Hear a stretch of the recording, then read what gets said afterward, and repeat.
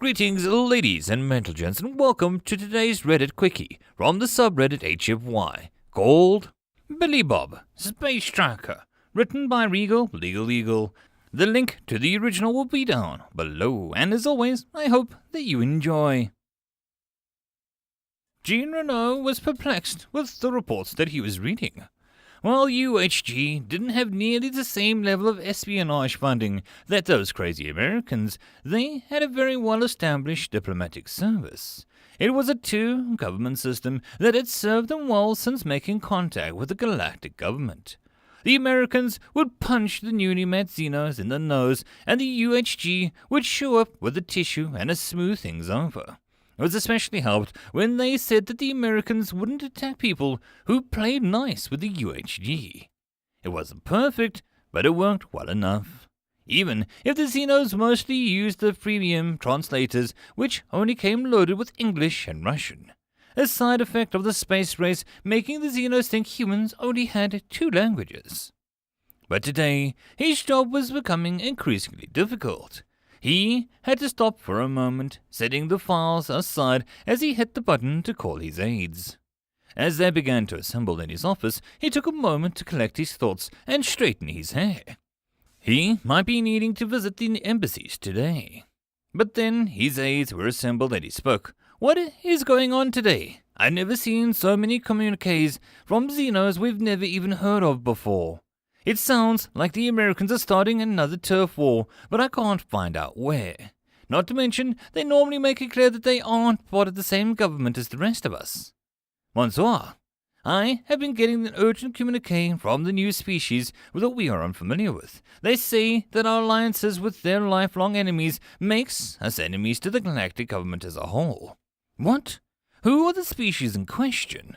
I haven't been informed of any alliance." His aides all shifted a little, as they clearly didn't have the answers to the chief's diplomat's questions. No. This has to be some sort of misunderstanding. The sector that has been a flame of chaos these past few days isn't even within our scheduled diplomatic services. There shouldn't be any humans out there at all. What if the Americans are lying to us about their military movements? An aide ventured. To what end?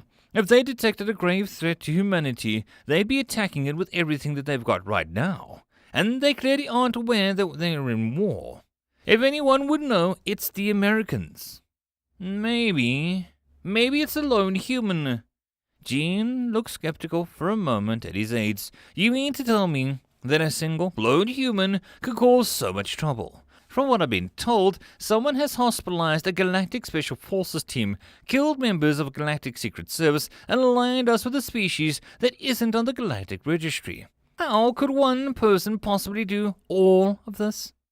As he huffed, another aide came rushing in. Bonsoir, the American sent us a file from the intelligence services. They think they know who's causing the trouble. Who is it? Terrorists? Religious fanatics? Worse. They say that it's a work of an American named Billy Bob, Space Trucker. Billy Bob and Emily were crying out as they got sucked down into a trapdoor. They were swept along a metal chute before being shot out into some sort of large arena with dirt floors and smooth walls. There was an obvious door at the arena as well, no doubt containing the opponents that they'd face. Billy Bob quickly jumped up, making sure that his weapons were all in place as he held his bat at the ready. Emily groaned out, brushing herself off with two hands, and while the other two pushed up the slim body back up.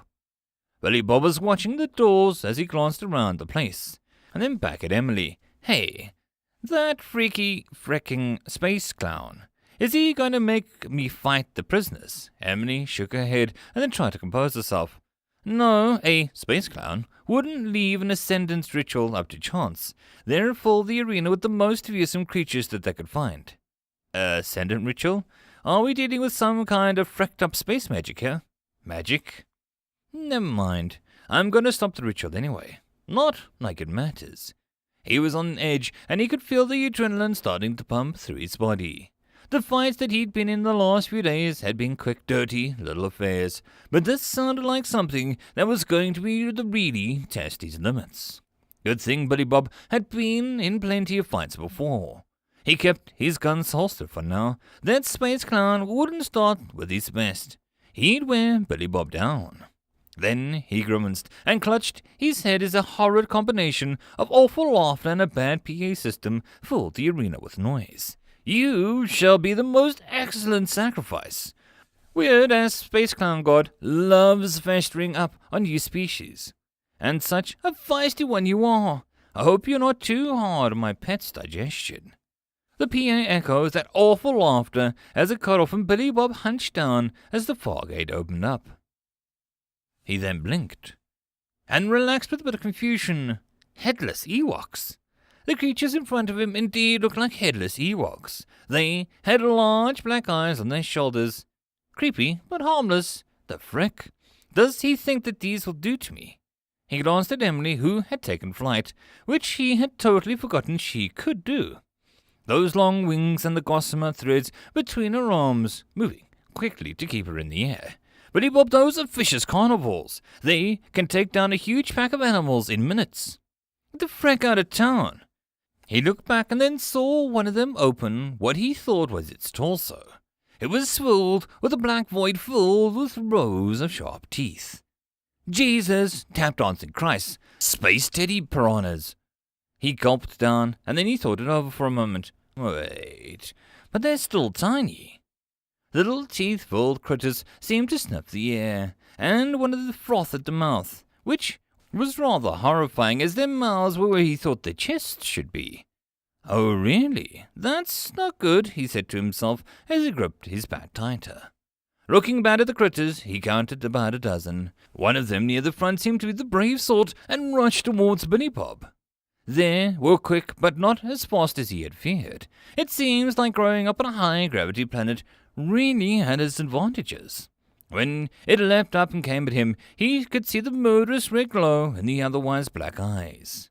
He wasn't having any of that. He swung his Louisville true with all the resounding crunch. The creature went flying back limp and lifeless. That's at least a double, he cried out with a laugh. But then the rest of the pack began to charge, cursing. He began to back up, relying on the fact that they were animals, and not intelligent. They started to leap up at him, seeming to go for his neck and face with those little grubby hands. He could only imagine the carnage if they latched onto and started to chew. But he wasn't going to let that happen. As they jumped, he would swing, bashing them to the right back down. His adrenaline was already flowing in his fourth-line drive, as another decided to try and latch onto his leg, as he was quick enough to simply stomp it onto the ground with his steel-toed boots. He had to shudder, though, as he felt the crunch on the pop beneath his foot. Ah, frack, that was gross. He now had some purple stains on his boots, as the second half of the pack backed up. Only 6 left, and they began to try to fan out, likely wanting to rush him all at once. But again, Billy Bob wasn't a pack animal. He could think. So instead of letting them get into position, he ran forward, bringing the bat down on another one of those creepy space teddy piranhas. Whack-a-mole! He cried out as he did. But now more than half of the little pack was dead, and the rest seemed to have it. They were animals after all. They began to turn and scurry back towards the door that they'd come from. But Billy Bob wasn't entirely done. He chased after them, smashing another with his bat as the door started to close. Seeing his chance, he caught up with the closest little biter and gave it a boot, watching it thing squeal and go flying between the doors as he held out a hand straight in the air. Upright! Emily slowed and flapping her wings, but her arms glided down to the ground. That was impressive. I've never seen anyone just, stomp one of those before. Their celebration was cut short as another door began to open. This one ran all the way to the ceiling of the arena, and they heard a growl and the shifting of something big. As he watched, what he could be best described as a green space ogre began to stomp out of the opening. It was a humanoid and about 20 feet tall. It had rippling gut, but green scales like a lizard, and an extra arm coming out of its chest. Each of these hands ended up in 3 sharp-looking claws. It had a fat tail that slapped at the ground.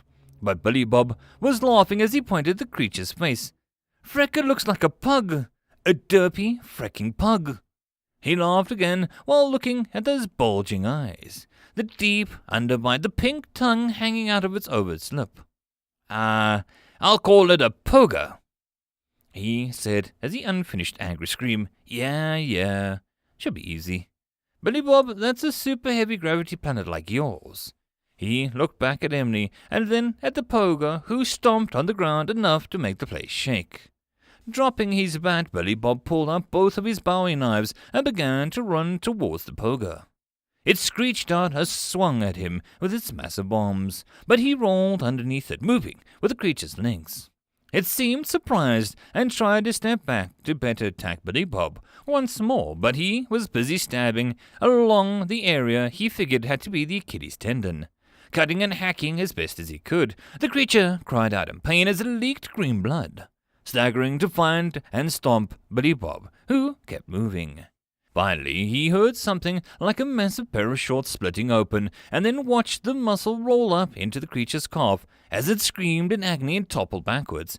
Ooh, God, why is fighting creatures so awful? This is nothing like the movies. He winced, not having expected this reaction, despite the fact that he knew what would happen in theory. The creature fell to the ground, thrashing and crying in pain as he stood at his feet, unsure what to do now. In the stories, the knight would gloriously slay the dragon. But Billy Bob felt bad. I don't like fighting creatures. Soldiers are way easier to kill and rationalize in my head, he said, and he looked back at Emily.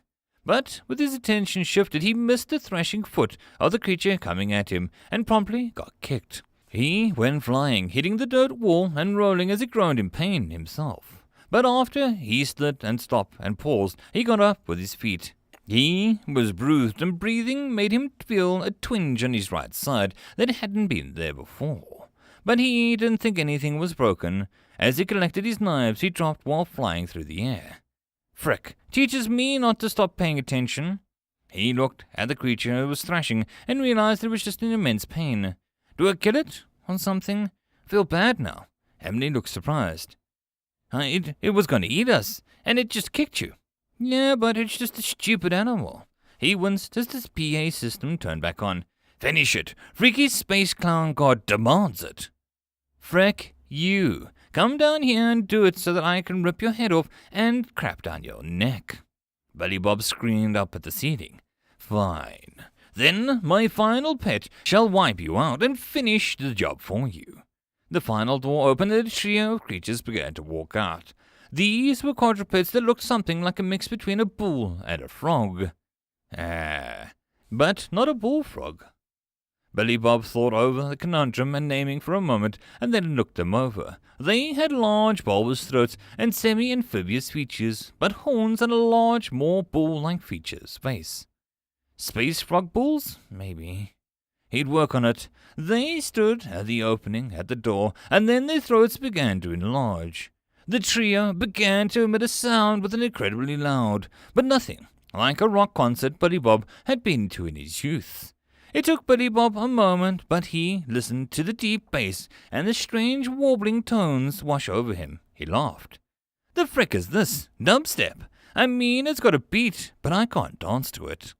He looked over at Emily to see what she thought, but she was writhing on the ground, whimpering and clutching her head with all of her hands. Ah, crap. Finally, he pulled out his M1911, free of the holster, and shot the center. Dub? Skullfrog? He'd work on the name, but he shot the center creature in the throat. It looked surprised for half a second before it exploded in a mist of blue and green guts, as the other two ruptured and exploded as well.